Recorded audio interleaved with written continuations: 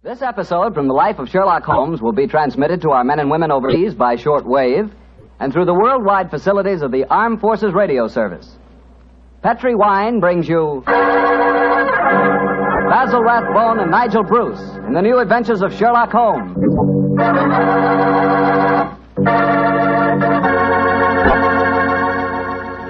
The Petri family, the family that took time to bring you good wine, invite you to listen to Dr. Watson tell us another exciting adventure he shared with his old friend, that master detective, Sherlock Holmes.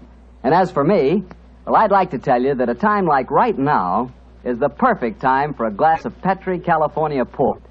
After you've had a good dinner, boy, Petri port is a real topper. That rich, deep red Petri port is really an extraordinary wine. Even its color's different. And as for its flavor, well, it'll take a better man than me to describe that.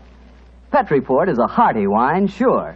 And every other quality that you look for in a good port, you'll find in Petri port, and then some. Try Petri port by itself, or serve it with fruit, with nuts, or with cake. But share it with your friends, will you?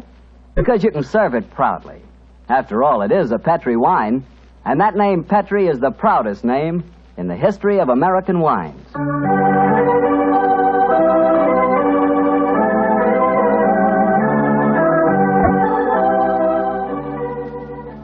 And now let's visit our old friend and host, Dr. Watson. Good evening, Mr. Bartell. Good evening, Doctor. Settle yourself down and get your pipe going. Thanks. Doctor, last week you told us that tonight's story took place in the Casbah at Algiers. Yes, the Casbah. I remember it as the place of countless streets winding up and down, past colorful cafes where 100 tongues were spoken, and often a street would end in shadowy darkness which a man would be foolhardy to enter alone. Yes, Mr. Bartell, that was the Casbah that Sherlock Holmes and I knew in that winter of '99. Well, how did you happen to be out there, Doctor? Do you mind if I tell you the story from the start, Mr. Bartell? It really began on a wintry night in Street at the conclusion of a strange murder in Montrevor Castle. A charming young girl sat on the sofa of our lodgings in Baker Street and talked to us. But, Mr. Holmes, you can't say you'll have nothing more to do with the Montrevors. Dear Miss Fretfield, I found the true murderer of the Dowager Countess and committed suicide. Surely the case is ended. Yes, Mr. Holmes, you found the real murderer. But now I want to find the unfortunate young man who fled England 5 years ago when he was suspected of the crime. This is a new development, Miss Fretfield. Please tell us about it. It's Douglas Milton that I'm talking about. Oh, yes. He was the heir to the title, wasn't he? Yes, Mr. Holmes. He was a sensitive, artistic boy, and when he knew that he was under suspicion, he ran away. Mm-hmm. Of course, everyone regarded his flight as an admission of guilt. That is, until you found the real culprit, Mr. Holmes. I imagine, Miss Fretfield, that your interest in the missing boy is not entirely, shall we say, altruistic? I'm in love with him, Dr. Watson. Oh. We were engaged to be married when he ran away. Mr. Holmes, you've got to find him. He must know that his name has been cleared and that he's inherited the title. Miss Fretfield, have you any direct news, any letter from your fiancé since he left 5 years ago? None. Any clues as to his hiding place? Only this. It's a painting I received anonymously a year after he had left. Oh. It was sent from a forwarding address in London. Here it is, Mr. Holmes. Thank you. Small painting. Very good one, too, I say. Yes. His splendid sense of composition and his use of color is unusually brilliant. You recognize this painting as the work of your fiancé, Miss Fretfield? I'm certain of it. Yes. Wonderful use of color. Observe the delicate shadings of that sunset and the brilliant green of the oasis. This scene is extraordinarily reminiscent of the desert in North Africa. Yes, that's what made me say I was certain he'd gone abroad, Mr. Holmes. But why should he go to North Africa? A good place, Watson, for an Englishman who imagines himself to be escaping justice. Remember, the Foreign Legion is stationed there. You think he might have joined the Legion, Mr. Holmes? Right. Would seem logical. No question to ask to those who join it, and its colorful obscurity might easily appeal to a young fellow in trouble. Hello. What is it, Holmes? Quite a few grains of sand in the canvas in the frame here. Miss Fretfield, do you mind if I pry the canvas loose? Do anything you like, Mr. Holmes, if it gives you any clue to Douglas's whereabouts. Give me your penknife, will you, Watson? Yeah? Thanks, old chap. Here we are. Can you see anything? Uh-huh. Look. The word sheriff. And Elafroun are stamped here. Sheriff is probably the framer's name, and Elafroun is a town some 50 miles from Algiers. That settles it. Miss Fretfield, I accept your case. Watson and I will go to Africa and try to find your fiancé, Douglas Milton.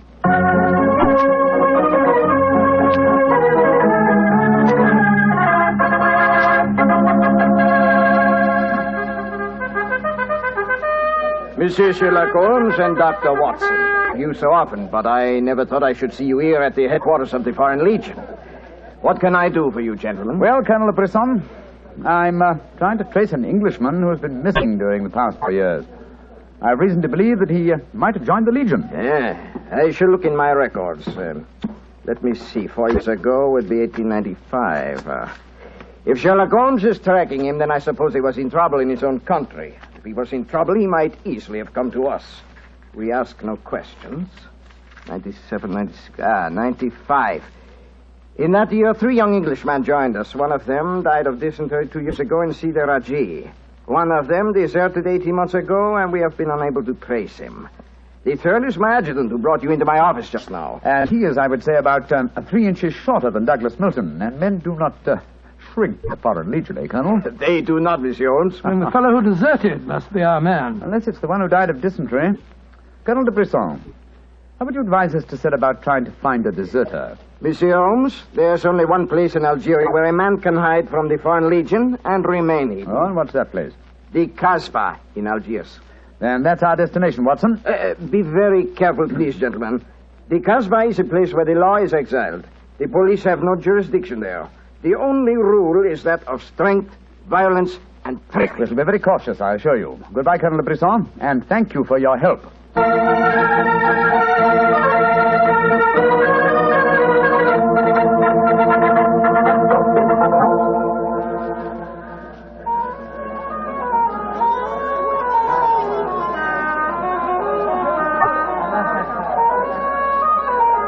Well, I must say that I think Colonel de Brisson rather exaggerated the dangers of the Casbah. I suppose you're going to tell me this cafe is the headquarters for a dope smuggling ring or white slaving or something. Its ramifications are even more extensive than those you've mentioned. You're joking, Holmes. I assure you I'm not, old fellow. What? My old friend Duhamel is chief of police in Algiers. When I told him our mission, he advised me to come here. A 500-franc note, and the proprietor can obtain any and all information regarding the underworld. For as little as 200 francs, can arrange a murder. So that gives you some idea of the relative values, Casbah. Good Lord, then you've already spoken to the proprietor? Oh, yes, a charming, scoundrelly fellow by the name of Rafi. I gave him 500 francs and asked him to set his underworld grapevine in motion to see whether an Englishman living in hiding here in the Casbah could be found. And I thought we'd come here for a quiet meal. Here, Rafi, now. Let's hope he has news for us. Here we are, Rafi. Come and sit down, won't you? Rafi works fast, does he not, Mr. Holmes? Your friend is... My friend knows that you're working with me. We'll be found out. A drink first. The tongue of Rafi is parched. Would you have me die of thirst before I give you my news? Vermouth cassis. You have news for me, then? But yes. Good, what is it? First, you will pay me more money, no? But I gave you 500 francs. You said that you'd do the job for that. Can I help it if some tongues are more costly to make wag than others? It took the 500 to get the wag. Am I to have nothing for my own trouble? Monsieur Rafi. Ah, good. The gentleman will pay for it. There you are. Missy. I will drink to your health, gentlemen, both of you. You will pay me more money, no? But my friend's already given you 500. You should stick to your bargain, my good fellow. My information is a bargain at 750 francs. It would be a bargain at 1,000, but Rafi will let you have it for 750 because he likes you. You will give it to me, no? And if I refuse? Then you get no information, and perhaps I spread news in the Casbah that makes it uncomfortable for you gentlemen to be there. Great Scott, this is blackmail. I get the money, no? You're a scoundrel, Rafi. Of course I am a scoundrel. Here's your money. And information? There is an Englishman hiding here in the Casbah. I do not know his name, but he is tall and fair-haired. I cannot tell you where he lives, but if you go to the Cafe of 1,000 Sighs, you will find a girl who sings there. A girl who sings like a nightingale. Her name is Aisha, and she can lead you to your Englishman. A girl named Aisha. In the Cafe of 1,000 Sighs. That is right. I would suggest that you go there in disguise. 2 well-dressed Englishmen might find themselves in trouble. For a small fee, say 200 francs, I will escort you there myself. Thank you, yes. I think we can manage by ourselves, Rafi. Oh, if your business is concluded quickly and time weighs heavy on your hands, Rafi can take you to some places of rare interest. Dancing girls that wither one's eyeballs with their beauty. For 500 francs, gentlemen... Thank you, Rafi, thank you. I have a feeling the time will not weigh heavily on our hands. Good night. You work too hard, gentlemen. You should learn how to play. Good night. On my soul, I think that fellow's the biggest blackguard I ever met. I quite agree, old chap, but he is amusing. By the way, Holmes, don't you think that when this case is finished, we might have a time on our hands? Oh, Watson, you're incorrigible. But I think... Watson. What is it? Look at the man sitting over in the corner by himself. Oh, Joe, yes, his face seems familiar. We've seen him before somewhere. Of course we have. His name is Oliver Leeming. We met him at the inquest on the Montrevor case. So we did. Now, what on earth do you suppose he's doing here in the Casbah? Not on a holiday, I'm sure. Mr. Oliver Leeming, if you recall, is a cousin of Douglas Milton's, the man we're searching for. If Milton were ever declared legally dead, Mr. Leeming over there would inherit the title. It looks to me as if we're not the only people in the Casbah who are searching for the missing heir. That's true, old fellow. Come on, let's go and talk to the gentleman.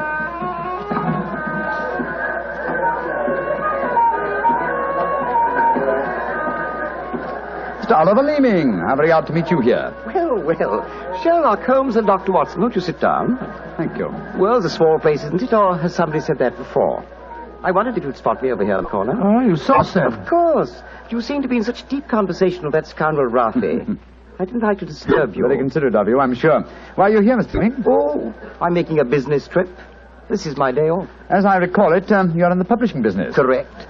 What a memory you have. It seems peculiar that you should be on a business trip here. Are you planning on opening a publishing house in Algiers, or are you searching the Casbah for new authors? Why not? I'm a great believer in encouraging new talent. Mr. Leeming, why don't you admit that you're here for the express purpose of trying to find your cousin, Douglas Milton? Mr. Holmes, you've discovered my secret. The great Sherlock Holmes and his watchdog have their eagle eyes on me. They know that I succeed to the title if Douglas Milton dies. Yes, Mr. Leeming, we know that fact. And you have fathomed my plan to find Douglas before me and kill him so that I may inherit the title.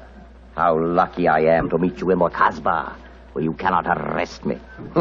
Well, it's a race against time, gentlemen, but I have a head start, as you will soon find out. Goodbye, and the best of luck to you.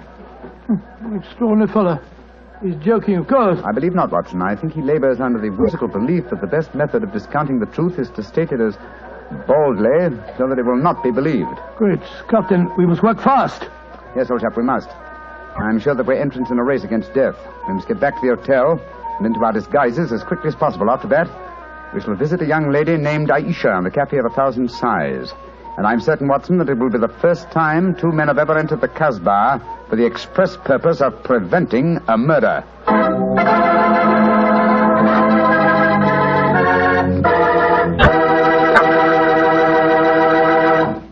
We'll hear the rest of Dr. Watson's story in just about a second, which gives me time to remind you that if you like the flavor of big, plump, juicy Muscat grapes, you'll love the flavor of Petri California Muscatel. What a wine. Petri Muscatel is the perfect after-dinner wine. It looks good, smells better than it looks, and when it comes to the taste department, well, you never tasted anything like it. For a really good wine, remember first Petri, then Muscatel. Petri Muscatel. Well, Doctor, I can hardly wait to hear what happened next. You, like Holmes, went back to the hotel, I suppose. Yes, Mr. Martell. Holmes quickly adopted the disguise of an Arab guide, while I assumed the role of a tourist. And we started off on our search. Outside the Cafe of 1,000 Sighs, we met with a rude shock. Good Lord. It's the fellow we met in the cafe. Yes, Oliver Leeming, with a knife between his shoulders. He's dead, Holmes. Shouldn't we get into touch with the police? What can they do? Remember, there is no law in the Casbah. In any case, this man is beyond our help. Our job is to protect the living. Come on, old fellow. Let's go to the Cafe of 1,000 Sighs and find this girl, Aisha.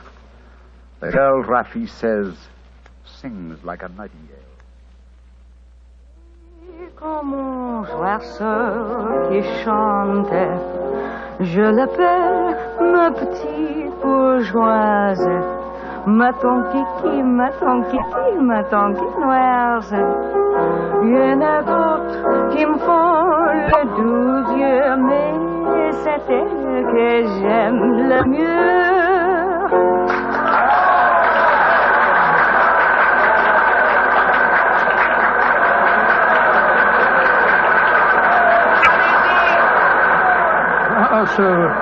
So that's the girl, Aisha. She's very beautiful. Don't forget our role of tourist and guide, old chap. Master, would wish to meet this Aisha? Very much indeed. I will see if it can be arranged, Master. Wait here for me, Watson. I'll see what I can do. Right you are, Holmes. Be careful now.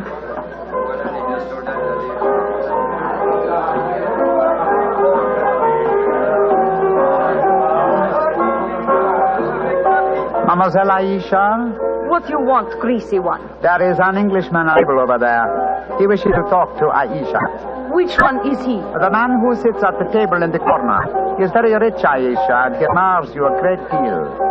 He told me to give you this 500-franc note. So? Very well. You may bring him to my rooms. The door is at top of the way, to the right. Good, Aisha. I fetch him. I shall be waiting.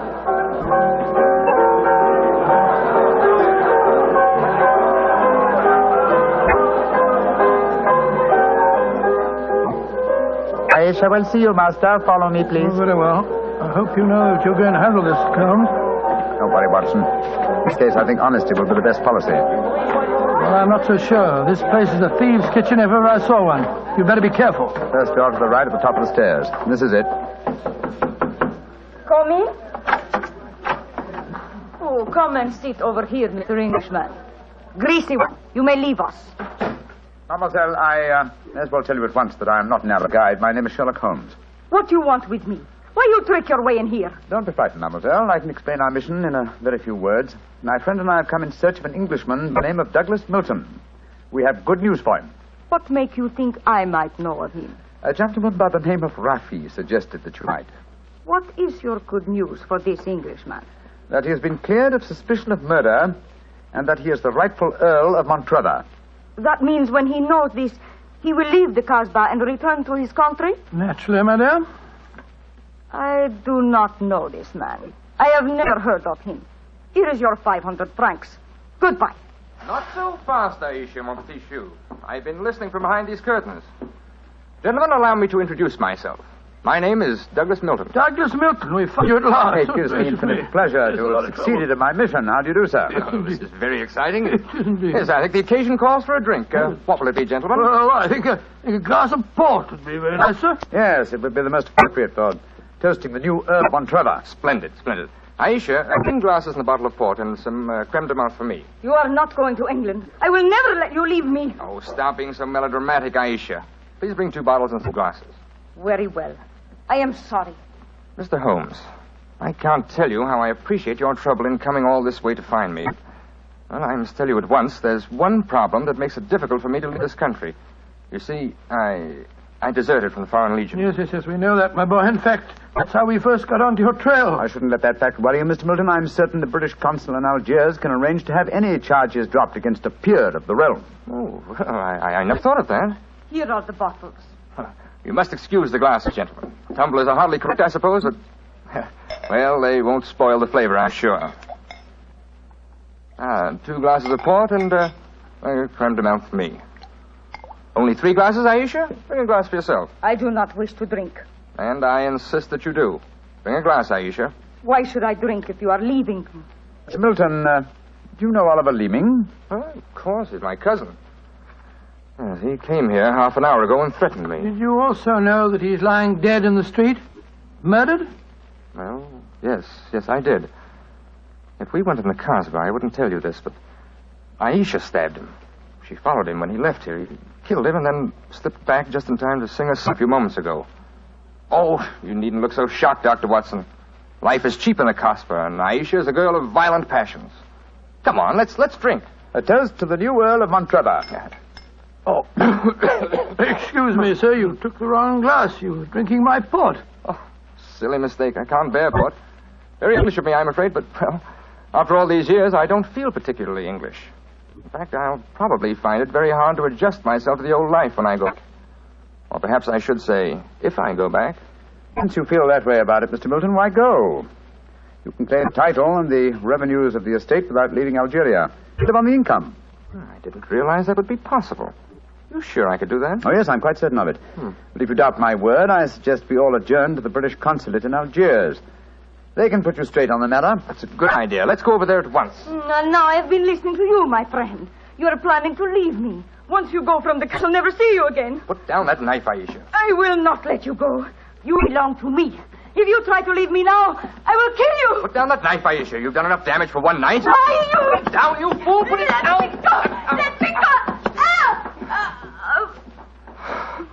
She twisted the knife on herself as she fell. Holmes, help me turn her over. She's dead, Mr. Milton. Poor Aisha. It's a bloody path that leads to the Montrevor title, sir. I suggest that we see that the poor girl's body is taken care of.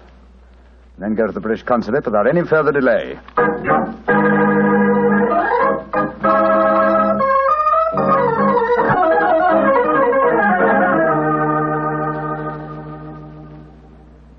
Now that we're at the consulate, Mr. Milton, I suggest that you swear on oath that you are Douglas Milton, heir to the Montrevor estate. This gentleman is a commissioner of oaths, then we can go in and see the consul. Very well. Now, raise the right hand, please, and repeat after me. I hereby solemnly swear that I am Douglas Milton, the missing heir to the Montrevor estate. I hereby swear that I am Douglas Milton, missing heir to the Montrevor estate. Thank you, sir. And now, if you'll sign the statement here, these gentlemen can witness it. There you are. Thank you, sir. And now, if you gentlemen will sign. Yes, certainly. Thank you, gentlemen. The document is now legal. Splendid. Now, let's go over and see the consul. Not yet, my friend. Watson, this man is not Douglas Milton. What the devil are you talking about? There is no law in the Casbah, sir, so you cannot be punished for the 2 murders you committed there. But now that your avarice has tempted you here to Algiers, where you've been foolish enough to sign a false statement, I think we can at least settle you very nicely for desertion, false impersonation, forgery, and perjury. Holmes, what do you mean? The story should be obvious, fellow. Oliver Leeming did track down the deserter. Recognition was uncertain after so many years, but at least it gave this gentleman the idea of impersonating the real Douglas Milton, a friend of his. You have a lively imagination, Mr. Holmes. The real Douglas Milton died of dysentery 2 years ago in Sidi El Raj. As soon as the idea of impersonating Milton was born, Leeming had to die. Your theories are very interesting, but you haven't a shred of proof. I say that I'm Douglas Milton. How are you going to prove otherwise? Very simply, my dear sir. Douglas Milton was a painter. A painter who excelled in the use of vivid colors. You, sir, suffer from the quite common malady of red-green color blindness. Less than an hour ago, you mistook a glass of port, which is red, for a glass of creme de menthe, which is green. I knew at once that you were an imposter. You're cleverer than I thought you were, Holmes. Goodbye. Here, come back. No, Watson. Don't go after him. But we can't let him escape, Holmes. Don't worry, old chap. He won't escape. I sent a message to Colonel DeBris. If you go to the window, I think you'll find that the consulate is being watched. The Legion has a long memory for desertion. I don't think he'll get very far. They got him, Holmes. Shot him as he was trying to run away. A just death for him. He lived a life of violence and treachery, Watson. It's only fitting that he should die in the same manner.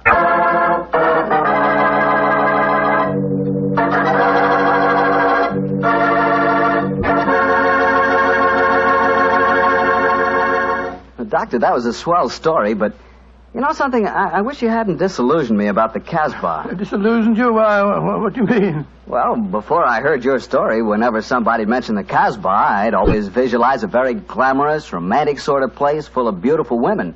Every one of them a ringer for Hedy Lamarr. No. Yep. And I could just see myself, handsome, dashing, going up to one of those beautiful girls and whispering in my fine French accent, "Darling, you are sensational. You are lovely. Gorgeous. Tell me, have you ever tried Petri wine? It's wonderful." Well, you must admit, Doctor, that is the truth. It is wonderful wine. It certainly ought to be. You're incorrigible. After all, winemaking has been the business of the Petri family ever since way back in the 1800s. For generations, the Petri family has handed down from father to son, the fine art of turning luscious, sun-ripened grapes into fragrant, delicious wine. And don't forget, because the making of Petri wine is a family affair, the letters P-E-T-R-I on a bottle of wine are the personal assurance of the Petri family that every drop of wine in that bottle is good wine. So no matter what type wine you prefer, for any occasion, remember you can't go wrong with a Petri wine because Petri took time to bring you good wine. Well, Doctor, now I suppose you're ready to tell us about next week. Yes, and as soon as I have, I want you to meet a friend of mine. Friend? Yes, but first, Mr. Bartell, next week I'm going to tell you an adventure in which for once Holmes came off second best. An exciting story of high society and romance. I call it A Scandal in Bohemia. Boy, that sounds swell. And now what about your friend? Well, he's waiting at the microphone in San Francisco. He's Dr. Langley Porter, and he wants to tell us about something very important. Dr. Langley Porter. Thank you, Dr. Watson. Radio listeners, tonight in Italy there are thousands, many thousands, dying of cold and hunger. Babies, children, expectant mothers, old folks, dying for want of clothes, want of food. This organization, American Relief for Italy, appeals to you to search your homes for anything that can be made useful for starving, freezing men, women, children. Clothing, layettes for babies, diapers, shoes, food, surgical supplies, but above all, clothes, clean clothes, fit to wear. Take them to the nearest fire station. That your gifts will reach the Italians who need them, you may be sure. Americans of this organization will distribute the packages in Italy through the Italian Red Cross, the Catholic Relief Organization, the League of Italian Women, the Confederation of Italian Labor, and the Italian government. In California, rationing has gone. Christmas comes. There, in Italy, death is on the prowl. Radio listeners, lives can be saved. It's up to you. Thank you, Dr. Langley Porter. I know our friends listening in will do all that they can to help the organization. American Relief for Italy. Tonight's Sherlock Holmes adventure is written by Dennis Green and Anthony Boucher and was suggested by an incident in the Sir Arthur Conan Doyle story, The Crooked Man. Music is by Dean Fossler. Mr. Rathbone appears through the courtesy of Metro-Goldwyn-Mayer and Mr. Bruce through the courtesy of Universal Pictures, where they are now starring in the Sherlock Holmes series. This is the Mutual Broadcasting System.